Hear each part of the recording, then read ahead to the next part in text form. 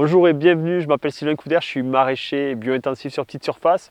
On va profiter aujourd'hui de regarder ce qui se passe sous les tunnels nantais. C'est la pomme de terre primaire et on va un petit peu décortiquer cet itinéraire particulier de cette pomme de terre.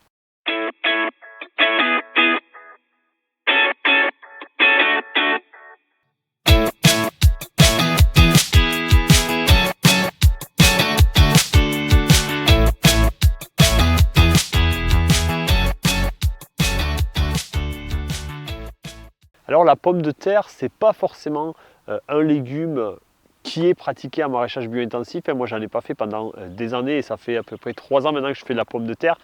Mais justement, je fais de la primeur, celle qui rapporte le plus au mètre carré. La pomme de terre plus traditionnelle, c'est quand même un légume destiné au plein champ qui demanderait beaucoup de surface.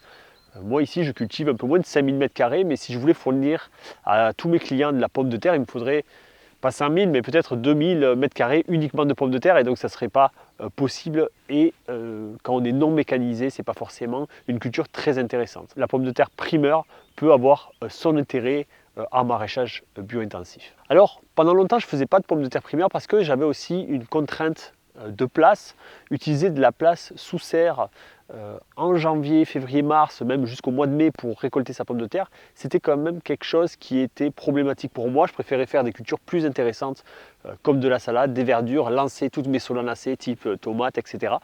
Mais depuis 3 ans, je fais quand même de la pomme de terre primeur et je vous montre comment avec mes tunnels nantais juste derrière moi. Alors avant de voir toutes les étapes pour réussir sa pomme de terre primaire, je voulais vous montrer où elle en est aujourd'hui. Donc là, on est mi-mars et cette pomme de terre a été plantée donc en plein champ, sous tunnel. Moi, j'appelle ça des tunnels Formule 1. Donc c'est des tunnels plastiques troués avec en plus une protection thermique. Alors, c'est quoi les étapes? La première étape, c'est récupérer donc ces pommes de terre. Moi, j'achète mes pommes de terre au mois de janvier pour avoir vraiment de la précocité. Ils vont être mis au chaud dans ma serre où on va les chauffer à 15-16 degrés pour lancer la germination. Donc ça peut être aussi fait à l'intérieur dans une maison avec quelque chose quand même de lumineux. Ça ne se fait pas au noir pour avoir des germes le plus court possible et dès qu'ils sont prêts, dès qu'ils sortent en fait les germes de vos pommes de terre, c'est le bon moment de planter. Donc traditionnellement la pomme de terre primeur c'est fait sous serre, mais comme je disais ça prend beaucoup de place. Donc moi depuis 3 ans je vais faire la pomme de terre sous tunnel nantais plus filet climatique. Donc par-dessus j'ai mon filet climatique, il y a certains qui appellent ça type P17 mais c'est pas du P17, c'est plus résistant que ça. Ça va protéger du froid et ça va englober comme ça 3 tunnels. Et là-dessous donc je vais avoir ce que j'appelle mes tunnels Formule 1. Plastique épais, du plastique de serre, c'est du plastique 200 microns. On peut avoir du plastique un peu plus fin, mais au moins 50 microns pour vraiment garder la chaleur pendant la nuit, avec des trous tous les 50 cm, des trous de 8 cm, donc fait à la cloche, sur toute la longueur et surtout des deux côtés. Donc ça c'est la pomme de terre qui a été plantée fin janvier. On est le 23 mars, donc elle a 2 mois, elle a 2 mois cette pomme de terre. Donc on voit qu'elle se développe bien, il n'y a pas de problème sur cette pomme de terre. Elle n'est évidemment pas du tout prête, il va falloir attendre début mai pour commencer à récupérer les premières pommes de terre. Donc au niveau de la protection climatique, même en Aveyron où il a fait -7, -8 et il y aura peut-être encore des gelées la semaine prochaine, ça suffit pour protéger la pomme de terre. Enfin, ça suffit, c'est quand même déjà beaucoup. On a donc ce plastique plus le filet et ça, le gros avantage c'est que je ne l'ouvre pas en fait. Depuis que j'ai planté, donc j'ai planté fin janvier, jusqu'aux premières récoltes, je ne vais pas ouvrir mes tunnels. À partir du mois d'avril, je vais pouvoir enlever le filet climatique qui va peut-être être utilisé ailleurs et je laisserai quand même le plastique donc jusqu'au début de la récolte au mois de mai. Les trous permettent d'évacuer le surplus de chaleur pendant les pics de chaleur. Mais là, ça va être donc complètement fermé. Je vous interromps pendant 30 secondes. J'ai un message important. Vous êtes plusieurs milliers tous les mois à suivre nos vidéos et vous êtes plus de 70% à ne pas être abonné à la chaîne. C'est très important pour nous, ça nous permet de gagner en visibilité, d'avoir plus de poids au niveau des partenaires, d'améliorer la qualité, de faire des nouveaux reportages sur le maraîchage bio-intensif et tout ce qui l'entoure. Pour vous, c'est gratuit et ça prend 3 secondes. Alors si vous voulez nous soutenir, abonnez-vous, c'est juste en dessous de la vidéo. Merci, place à la suite. Alors au niveau de la plantation, hein, on a nos plants qui ont été faits, qui ont été mis à germer au chaud. Une fois qu'ils ont commencé à germer, on vient planter sur toile tissée, hein, qui nous permet de ne pas faire de butage. On va juste faire un petit trou et planter dans chaque trou de la toile tissée qui est déjà pré-percée. Là, on est sur des densités 30 cm entre le rang et 25 cm sur le rang, donc 3 lignes sur ma planche, hein, ma planche qui fait 20 mètres de long. Donc c'est une densité salade, ça me fait 240, voilà, 240 pommes de terre à planter sur ma planche de 20 mètres. Donc l'itinéraire est très simple, hein, on vient juste planter, on laisse fermer comme ça jusqu'au début des récoltes, et lorsqu'on va commencer à récolter, on va attaquer au bout de la planche. Je vais démonter mon tunnel pour que ce soit plus facile, et je vais venir couper les fans au fur et à mesure et enrouler ma bâche pour récupérer mes pommes de terre qui vont être finalement à la surface, hein. Elles ne vont pas être butées, donc elles seront juste à la surface, et c'est comme ça que je vais récupérer mes pommes de terre primeur. Alors au niveau des rendements et de l'intérêt de la pomme de terre primeur, sur des planches comme ça de 20 mètres, on est à peu près à 80 kg de récolte par planche.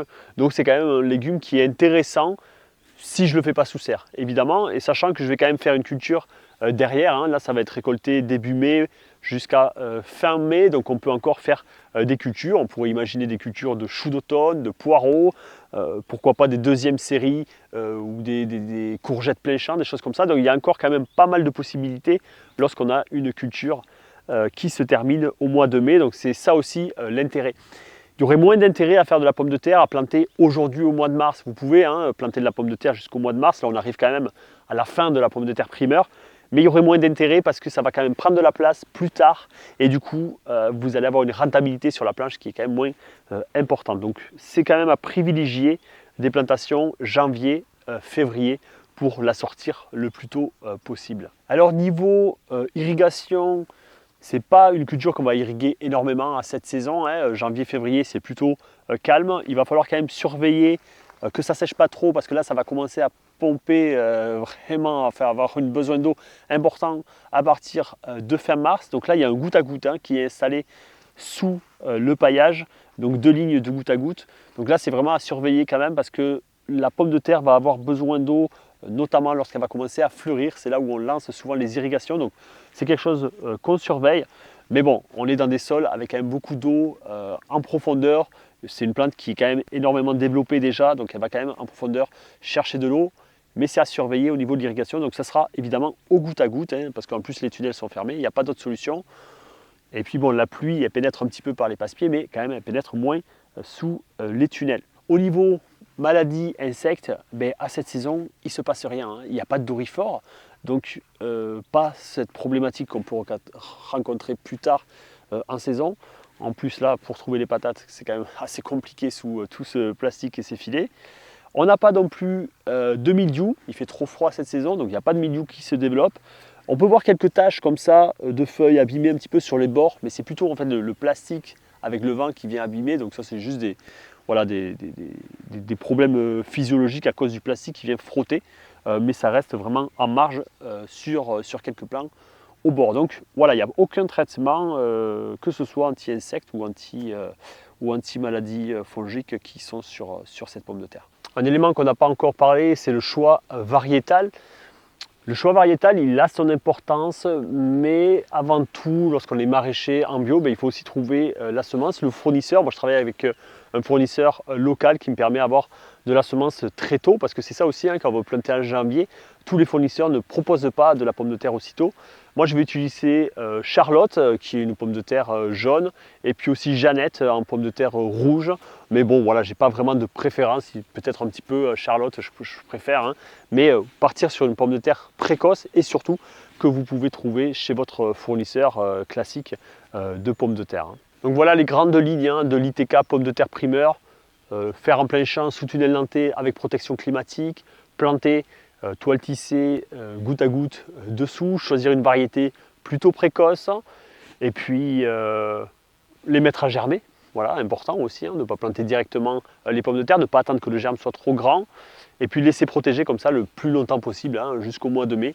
Il n'y a pas de crainte, surveiller un petit peu l'irrigation à partir du mois d'avril. Donc voilà, un itinéraire intéressant lorsqu'on le fait en plein champ, et comme je le redis, peut-être éviter de le faire sous serre, ça prend beaucoup de place et il y a peut-être des cultures quand même, enfin, c'est même sûr, il y a des cultures plus intéressantes à cette période à faire sous serre.